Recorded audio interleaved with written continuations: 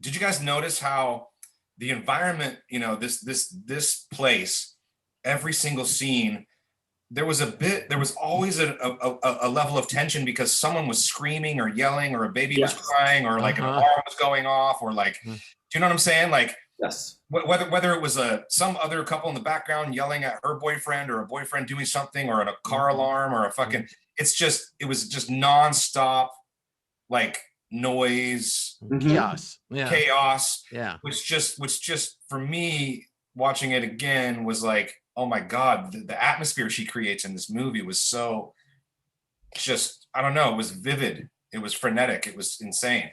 Well, when I lived in the Tenderloin, yelling, it's like like for her, I mean, like that would be enough to never want me to spend time in my home. But then, she comes home and the relationship that she's got with her mother. Oh, the whole family. Also pretty dysfunctional and borderline toxic. So you can kind of see why it's 100% toxic. The little girl is yelling at everyone. The sister, calling her sister a cunt. And I didn't feel like any of that felt contrived. No, it felt pretty real. The dynamic there was pretty realistic. So, I want to ask a question because I read a little bit and I saw that they filmed it sequentially, and they also were careful not to let the actors read too far ahead in the script. They were only giving them like the next day or shooting or something. That's right.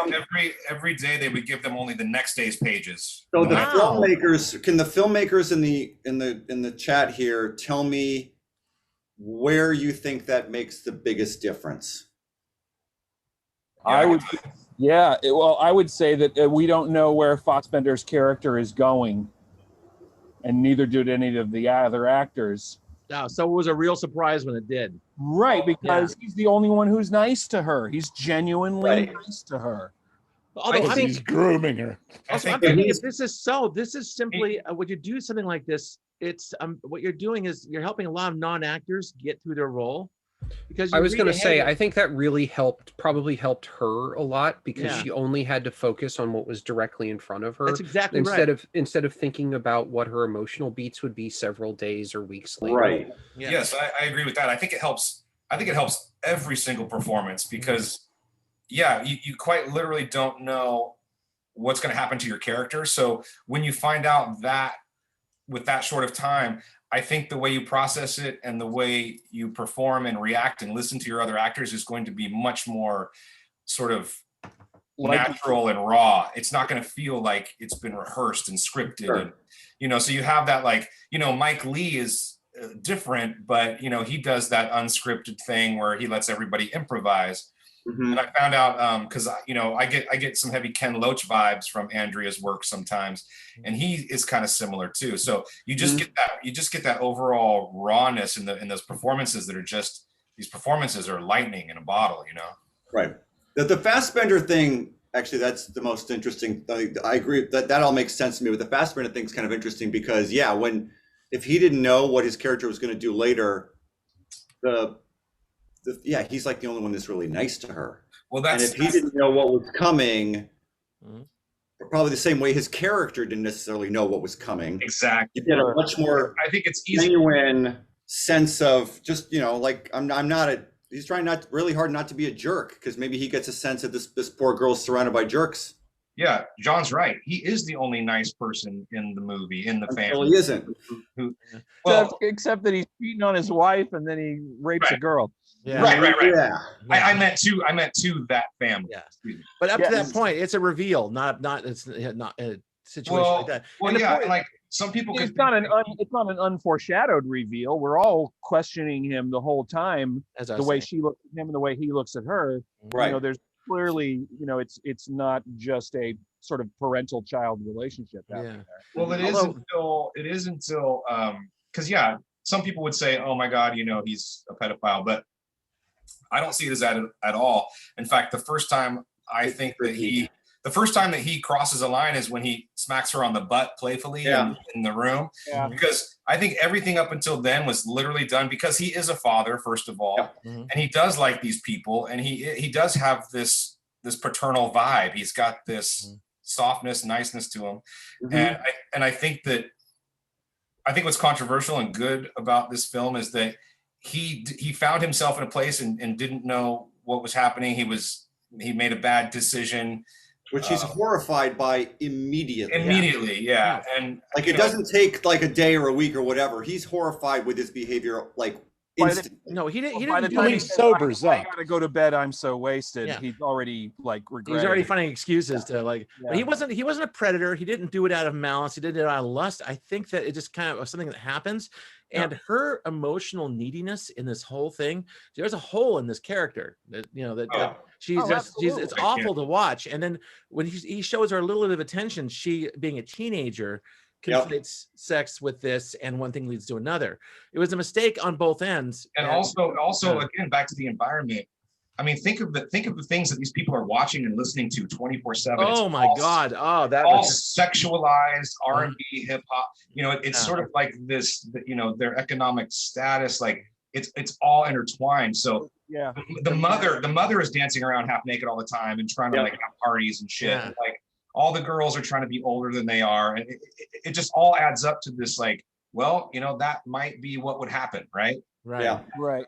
There's again, just real, this- and it translates into the filmmaking too. There's just this sensuality about the filmmaking.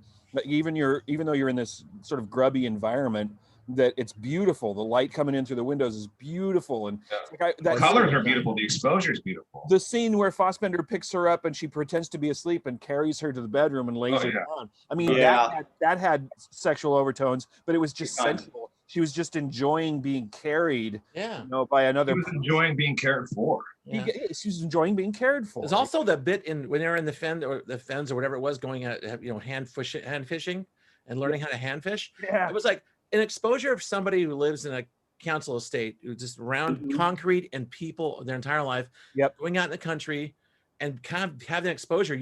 It came through so well. Even the little things. It was a new experience. New experience. The quiet, Except the mother stillness. and the little sister are like, oh, it's bugs and shit. Yeah, she's a kid. She didn't get it. But I think that especially when Mia's her attachment to the horse, the traveler's horse, and this is kind of, she knows there's something much greater than the life she's living, and she's kind of can't know the words for it. Yeah, it's fascinating to watch her kind of develop. Although, I think that with her artificial goal of trying to be a dancer to get in that flyer, it's like, who didn't know that was doomed from like the minute she picked that flyer up? Oh God, I couldn't. Well, the whole movie is like that. It's one bad choice after another. I know, that's really pretty much it. You're gonna go try out for dancing. Yeah. Well, I was waiting for like the Napoleon Dynamite / that thing with Alan Arkin where it's like the little kid dancing contest at the end. Little Miss Sunshine. Yeah, Little Miss Sunshine. I was waiting for the Napoleon Dynamite Little Miss Sunshine, and then like realized like, no man, that's the easy way out. She's just gonna punt. It was a nice touch having the two people that did the audition be like a husband-wife team, or male-female. Yeah. I mean, the whole thing, it feels like a documentary, man. I don't know if Big time. you said that. Yes. I had that feeling too. Vivid. I was telling Pat before it John. started here, it would be a good double bill with Little Britain. It just I can see that. Or Life is Sweet, or what's the other? Mike Lee. You know what this is? And this is Mike Lee. refers to Matt last week. This is also kitchen sink realism. This is a update of like Far from the Madding Crowd, or like I thought of 16 by Ken Loach. Yeah, exactly. So it's like that kind of continuity of the lives of desperately poor people in England. They had a huge, as Bigby used to show us those films in class, like Lindsay Anderson started off as a documentary filmmaker before he branched out. The scene behind Jim was like the first really sweet moment where she rests her head on him as like and it wasn't sexual. That was more like, again, that's the carrying her to bed scene. I mean, right, you could give it undertones, but I think that when she goes like this, she's finally like, someone is caring for me. Yeah, like someone is, I don't know, it was that scene behind Chris too.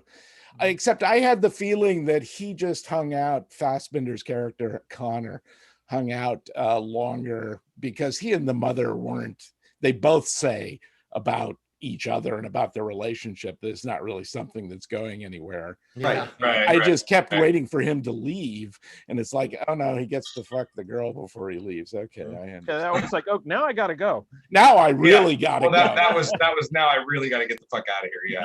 And the part where he kidnaps basically his kid and took him out to this. Oh God! But the thing is, it was great. It was great. I was because just so happy she that did not go down the this really was dark a place. beautifully realized.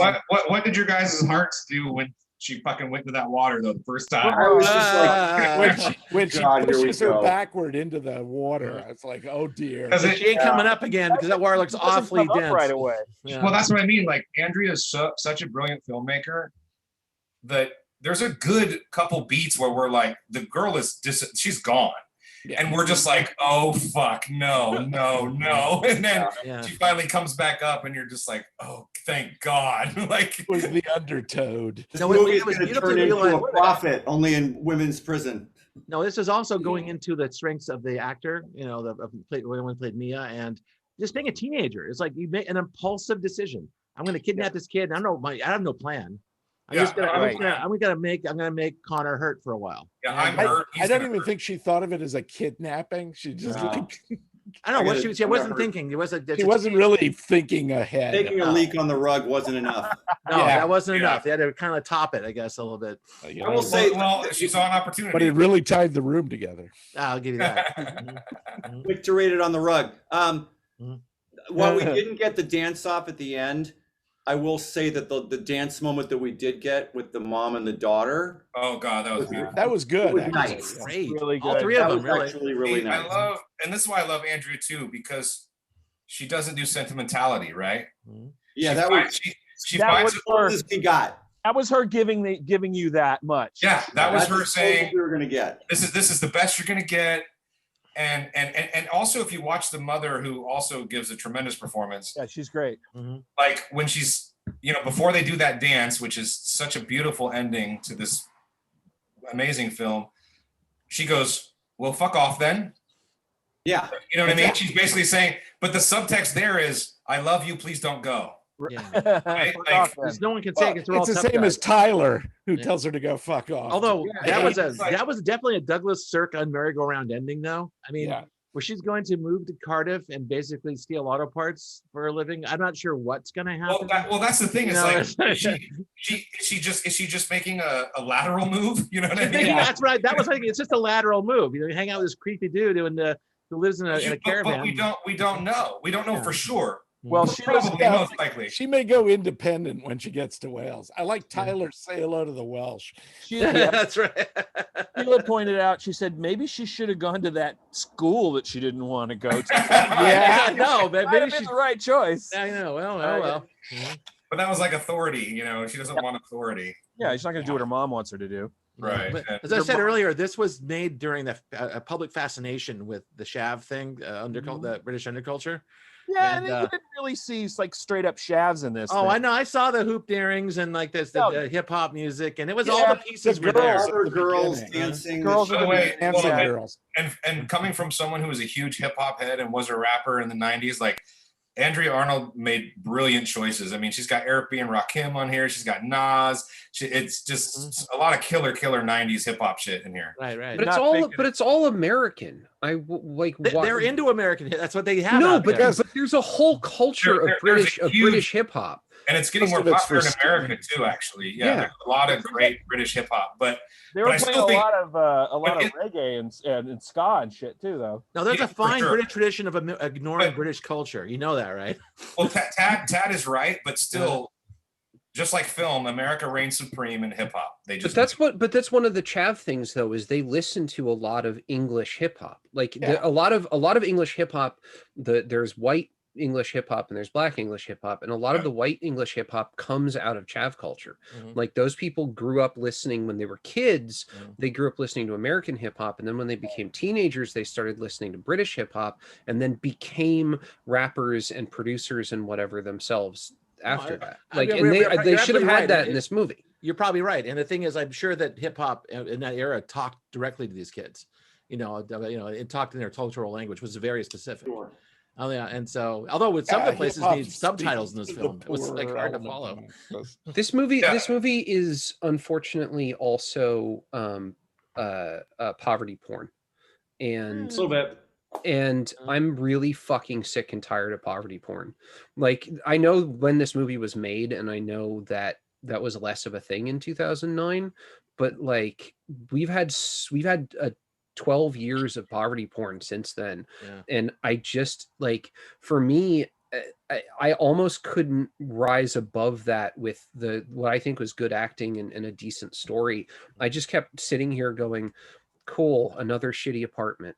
No, cool, another fight that people are having. Like we're in the era of like Nomadland and like I was gonna say Nomadland is like, keeping it going. Hillbilly Elegy. We're kind of trying to recover from this bullshit right now. I lived in the Tenderloin in the early 2000s, and like I remember all of that. I remember the screaming and the car alarms and the fights in the street and the people having knockdown dragouts with their spouses that you can hear in your apartment and all of that other stuff. And it's just like, I don't need this anymore. You don't need movie. You don't need a movie of it. Yeah, like I grew up poor in a city.